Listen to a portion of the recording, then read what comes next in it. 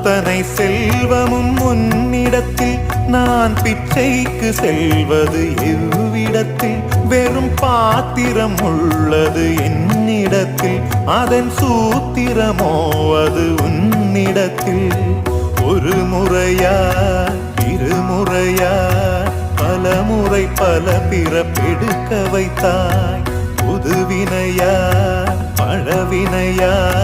கணம் கணம் தினம் என்னை துடிக்க வைத்தாய் பொருளுக்கு அலைந்திடும் பொருளற்ற வாழ்க்கையும் புறத்துதே